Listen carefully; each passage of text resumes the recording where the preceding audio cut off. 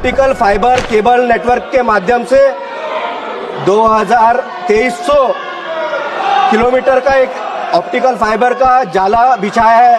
साथ ही साथ 1800 किलोमीटर का लक्षद्वीप कोची ये ऑप्टिकल फाइबर का काम सरकार ने किया है। सरकार ने कश्मीर में धारा 370 लगा के एक विकास की दिशा कश्मीर में दी है।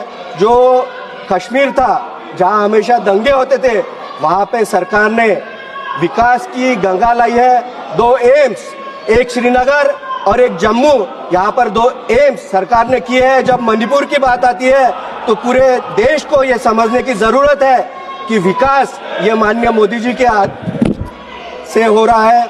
इस सरकार ने डिमांड फॉर ग्रांट्स में किसानों के लिए यूरिया की सब्सिडी जो 2000 अतिरिक्त सब्सिडी सरकार ने दी है। साथ ही साथ पोटैश है, फॉस्फेट है, इसके लिए 1200 करोड़ रुपए अतिरिक्त डिमांड इस सरकार ने की है।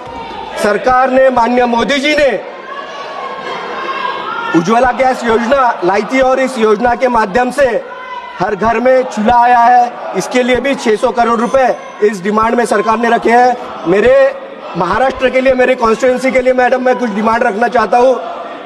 मेरा जो क्षेत्र है अकोला, साथ ही साथ भुसावल और जलगांव, इन 3 स्टेशनों के लिए सरकार ने 1000 करोड़ रुपए की निधि दी है। मैं चाहूंगा कि 1000 करोड़ के माध्यम से जल्द इन 3 स्टेशनों का डेव्हलपमेंट किया जाए।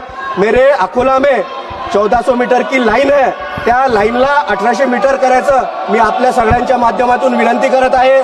मी मोदीजींचे आभार मानतो की आमचे खासदार श्री हेमंतजी सावरा यांच्या पालघरमध्ये 20 मीटर ड्राफ्ट असलेली डेप्थ असलेला वाढवण पोर्टवरती एक चांगला विकास जगामधला, देशामधला सगळ्यात मोठा पोर्ट 78,000 करोडचा हा पोर्ट सरकारच्या माध्यमातून बनून राहिला आहे।